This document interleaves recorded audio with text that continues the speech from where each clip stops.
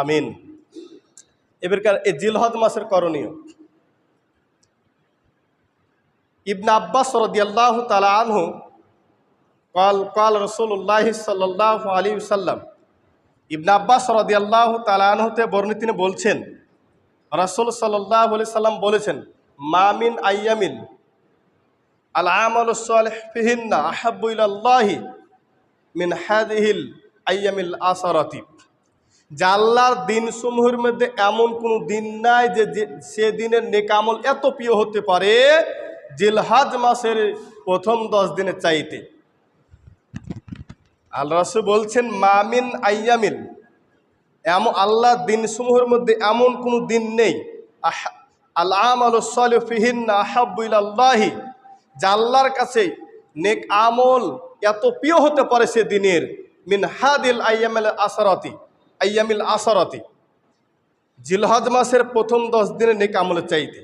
তাহলে অত্র হাদিসে বোঝা গেল যে জিলহজ মাসের প্রথম 10 দিন নেক আমল যত প্রিয় আল্লাহর কাছে, যত দিন আছে কোনো দিনের নেক আমল এত প্রিয় না।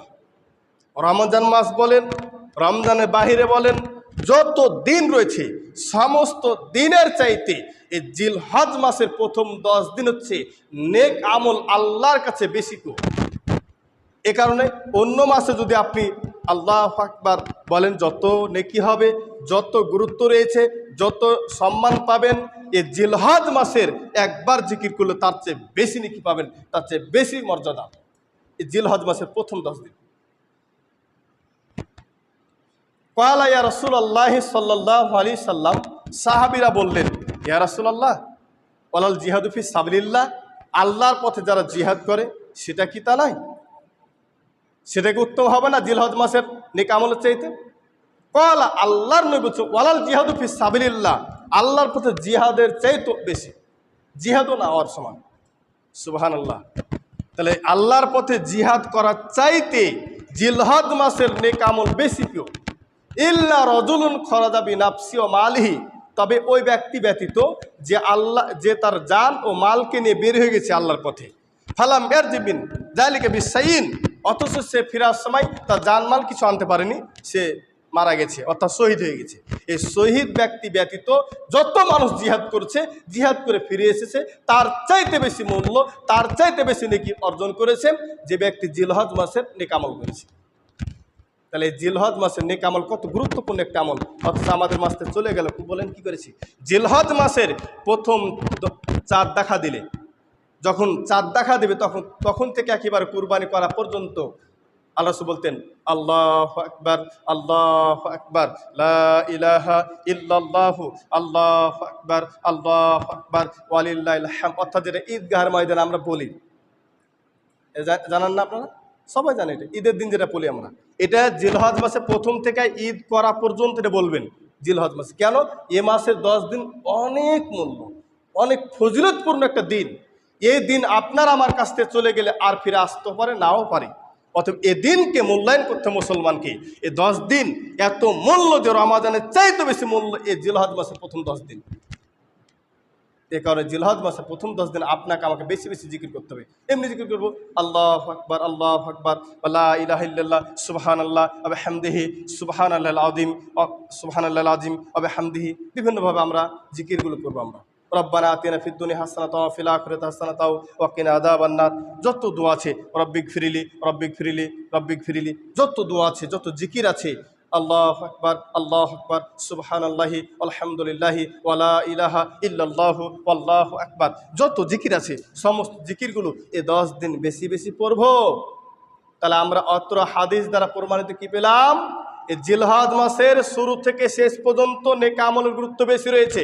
এটা তো আপনাকে বোঝাতে পেরেছি আপনাদেরকে। জিলহজ মাসের প্রথম থেকে 10 দিন কি গুরুত্ব বেশি রয়েছে। এই 10 দিন আমরা জিকির আজকার নেক আমল করে পার করব। অথচ এই 10 দিন দেখেন কি আপনি নেক আমল কয়জন করেন? কয়জন আমরা করতে পেরেছি? আমরা কয়জন আমরা বলেছি আল্লাহু আকবার, আল্লাহু আকবার, লা ইলাহা ইল্লাল্লাহ, আল্লাহু আকবার, আল্লাহু আকবার, ওয়ালিল্লাহিল হামদ, কয়জন বলেছি আমরা? বলি না আমরা। এটা তো নতুন ফতোয়া না, এটা তো গতবারও বলা হয়েছিল, কিন্তু বলছি হুজুর ভুলে গেছি। বলবেন তো, কারণ এটার মধ্যে গুরুত্ব নাই তো আপনাদের। আমাদের এই জিলহজ মাসের প্রথম 10 দিনের গুরুত্ব আমরা বুঝিনি, তাই তো আমরা মনে রাখতে পারিনি। তো আমরা মনে রাখবো, কারণ এই যে জিলহজ মাস, আজ শুক্রবার, শনি, রবি, সোম, 3 দিন, আর 3 দিন, 10 দিন পর্যন্ত আর 3 দিন আছে। এই 3 দিনে এখন থেকে শুরু করবো। আমরা ইতিপূর্বে হয়তো ভুলে গেছিলাম, পারিনি, কিন্তু আমরা 3 দিন সময় পেয়েছি, 3 দিনই বলবো আমরা এখন। এই 3 দিন এখন শুরু করে দেবেন, আজকে শুরু করে দেবেন। চলাফেরা সব ক্ষেত্রে, খালি পেশাব পায়খানা সব ক্ষেত্রে আপনি জিকির করুন, আল্লাহু আকবার, আল্লাহু আকবার, লা ইলাহা ইল্লাল্লাহু, আল্লাহু আকবার, আল্লাহু আকবার, ওয়ালিল্লাহিল হামদ, বা অন্য যত জিকিরগুলো আপনি জানেন ওগুলো বলবেন। বা যত নেক আমল, অর্থাৎ নফল সালাত একটু বেশি বেশি পড়লেন, তাহাজ্জুদ একটু বেশি বেশি পড়লেন, বা যত ভালো কাজ আছে, যত নেক আমল রয়েছে, যত ভালো ভালো আমল রয়েছে, বসেন বসেন, ক্যামেরা চলছে না, বসেন আপনি, বসেন, ক্যামেরা চলছে তো। যত নেক আমল আছে, সমস্ত নেক আমলগুলো আমরা এই 10 দিনে বেশি বেশি করব। আপনার পরিবারকে জানিয়ে দিতে হবে, এটা আপনাকে, এটা আপনার দায়িত্ব। যে হুজুর বললো এই যে 10 দিন এই আমলগুলো আমরা বেশি বেশি করবো, এটা আপনার দায়িত্ব।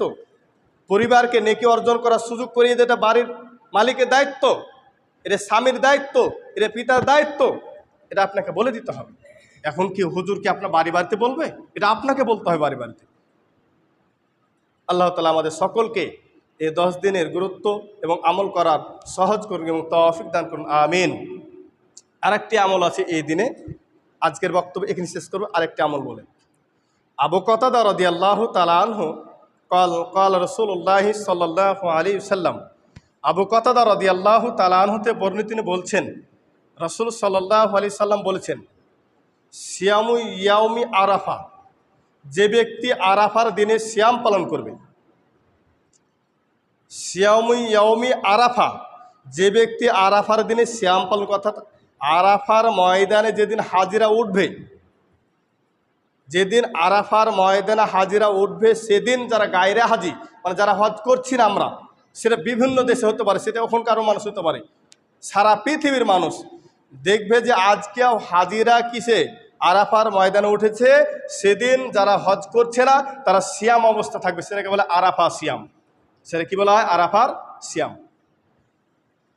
তাই আল্লাহ বলছেন, সিয়ামু ইয়াউমি আরাফা, যে ব্যক্তি আরাফার সিয়াম পালন করবে, আহতাসিবু আলাল্লাহি, আশা করা যায় আল্লাহর নিকটে, আমি আশা করি যে আল্লাহর নিকটে, আয়ুকাফিরু সানাতাল্লাতি ক্বাবলাহু ওয়া সানাতাল্লাতি বাদাহু, পূর্বের 1 বছরের সগীরা পাপ এবং পরবর্তী সামনের 1 বছরের সগীরা পাপ, সমস্ত পাপকে আল্লাহ সুবহানাহু ওয়া তাআলা ক্ষমা করে দিবেন। সুবহানাল্লাহ, কি বললেন? যে পূর্বের 1 বছরের এবং সামনের 1 বছরের, 2 বছরের পাপ ক্ষমা করা হবে। কোন আমলটি করলে? আরাফার সিয়াম পালন করলে, যেদিন আরাফার ময়দানে হাজিরা উঠবে, অর্থাৎ আগামী শনিবারে আরাফার সিয়াম পড়ছে, আগামী শনিবার। আজকে দিন যে রাত্রে আমরা সাহারি খাবো, আজকে দিন যে রাত্রে আমরা সাহারি খাবো, সাহারি খেয়ে যদি আগামীকালকে সিয়ামটা আমরা রাখতে পারি, তাহলে এই সিয়ামটা যে আল্লাহর জন্য হয়, আগামী সিয়ামটা যে আল্লাহর জন্য আরাফাতে নিয়েতে, তাহলে এই একটা সিয়ামের বিনিময়ে আপনি আমি যত ছোট ছোট পাপ করেছি বিগত 1 বছরের, সমস্ত পাপকে একেবারে মোচন করে দিবে আল্লাহ, এবং সামনে যত পাপ করব ভবিষ্যতে, এই সামনের 1 বছরের পাপ, ভবিষ্যতের পাপকে ক্ষমা করে দিল। এত গুরুত্বপূর্ণ একটি সিয়াম, এই সিয়ামটা আমরা আমল করার চেষ্টা করি। অবশ্যই আপনার পরিবারকে বলবেন, দেশবাসীকে বলবেন, আগামী শনিবার আরাফার দিন, আগামীকালকে আরাফা, এদিন আমরা সিয়াম পালন করি। তবে কিছু কিছু সালাফগুন এটাকে ইখতিলাফ এনেছেন, যে তারা তো 9 জিলহজে আরাফার করে সৌদিতে, তাহলে আমাদের তো আগামীকালকে 8 জিলহজ হচ্ছে, তাহলে আমরা কি করব? কেউ কে বলছে তাহলে আপনার অনুযায়ী আপনি 9 তারিখ করতে পারেন, আবার কেউ কে বলছে আপনি তাদের সাথে করতে পারেন, আপনারটা করতে দূরে করতে পারেন, বিভিন্ন মত দিয়েছেন। তবে সবচেয়ে ভালো হবে, উত্তম হবে এবং সকল ঐক্যমত, যে আগামী শনিবার অর্থাৎ আরাফার ময়দান হবে আরাফাতের দিন। কারণ আরাফাতের সিয়াম হচ্ছে আরাফাতকে লক্ষ্য করে। আরাফাত যেহেতু সৌদি আরবে, তাহলে সৌদি আরবে যেহেতু আরাফা, তাহলে সৌদি আরবে আরাফাত যেদিন ময়দানে উঠবে সেদিন সিয়াম পালন করতে হবে। যদি সারা বিশ্বে আরাফা থাকতো তাহলে সারা বিশ্বের ভিন্ন দেশে সিয়াম হতো। যেহেতু আরাফা সৌদি আরবের আরাফার ময়দানে যদি হাজিরা উঠবে সেদিন সকলকে সেদিন সিয়াম পালন করতে হবে। এটা আমার বিশ্লেষণে সঠিক মনে করছি। এখন আপনাদের ব্যক্তিগত ব্যাপার, আপনার বিভিন্ন নেট বা বিভিন্ন বই পুস্তক পড়ে যেটা পেয়েছেন আমল করবেন, আর আরাফার সিয়াম হিসেবে আমল করবেন। তবে আগামীকালকে আরাফা পড়ছে, আগামীকালকে হাজিরা আরাফার ময়দানে উঠবে। যদি কেউ আগামীকালকে সিয়াম পালন করার ইচ্ছা থাকে, নিয়ত করেন, তাহলে আজকের দিন যে রাত্রে সাহারি খাবেন, কালকে একটা সিয়াম পালন করবেন। আশা করে বুঝতে পেরেছেন। এই মেসেজটা আপনার পরিবারকে, এলাকাবাসীকে দিয়ে দিবেন। আল্লাহ তাআলা আমাদের সকলকে বিষয়গুলো আমল করার তৌফিক দান করুন, আমিন। আমরা কুরবানি আগ পর্যন্ত এ পর্যন্ত আলোচনা ইতি করলাম। আর একটা কথা বলছি যে আল্লাহ রাসূল সাল্লাল্লাহু আলাইহি সাল্লাম ইয়াদবাহু আনহারু বিল মুসাল্লা, তিনি কুরবানি করতেন মুসাল্লা ঈদগাহতে। যেহেতু আমাদের বাংলাদেশে ঈদগাহতে আপনার কুরবানি করার সিস্টেম নাই, তবে আমরা কুরবানি যখন করব তখন অন্তত আমরা এলাকাবাসী এক জায়গাতে করার চেষ্টা করব। এটা একটা মহব্বত, এটা একটা মহব্বত এবং কি রাসূলের সুন্নাত হিসেবে গৃহীত হবে। এক জায়গাতে করাটা বেশি ভালো হবে। তার মধ্যে কেউ যদি বলছে না আমার নিজ গলিতে করবো, আপন আপন ইস করবো, অবশ্যই কোরবানি হয়ে যাবে, কোরবানির কোনো সমস্যা হবে না। তবে এটা রাসূলের সুন্নাত, রাসূল সাল্লামের যুগে তারা এক জায়গাতে মুসাল্লা মানে ঈদগাহতে করতেন। তা আমাদের ঈদগাহতে তো করার সিস্টেম না, এটা সমস্যা হয়। তা আমরা যদি পারি সামাজিকভাবে এক জায়গাতে করতে, তাহলে এটা মানুষের মনে মানুষ একটা মহব্বত আছে, ভালোবাসা আছে, মানুষের মনে মানুষ রাগ দূর হয়ে যায়। দেখেন বিষয়গুলো বিবেচনা করে যেটা ভালো হয় সেটা করবেন, কোনো সমস্যা নেই, নেকির কোনো কম বেশি হবে না, তবে মহব্বত বাড়বে আশা করি। এ বলে আমার আলোচনা ইতি করছি। আল্লাহ যারা কোরবানি দিয়েছে, কোরবানি দিবের নিয়ত করেছে, সকলের কোরবানি তুমি কবুল করে নাও। আল্লাহ যারা কোরবানি করছে তাদের খালেস নিয়ত তুমি কবুল করে নাও, এবং যারা কোরবানি করতে পারেনি তাদেরকে সামনে কোরবানি করার তৌফিক দাও, এবং যারা কোরবানি করতে পারেনি তারা যেন কোনো প্রকার বেইজ্জত না হয় সে ব্যবস্থা তুমি করে দাও, আমিন। এ বলে আমার আলোচনা ইতি করছি।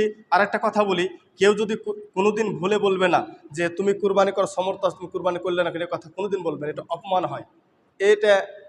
এটা অবশ্যই একটা ভাষাগত অন্যায়। কুরবানি করতে পারেন এটা আপনি আম জনতার মধ্যে বলতে পারবেন, যারা কুরবানি করে তারা মুসাল্লা যাবেন, ভিন্ন বিষয়। আর যখন আপনাকে আমি ব্যক্তিগত বলবো তখন এই কথা বলবেন অপমান। ব্যক্তিগত কোনো মানুষকে অপমান করা ঠিক হবে না, ইসলাম এটা পছন্দ করে না। আশা করে বুঝতে পেরেছেন।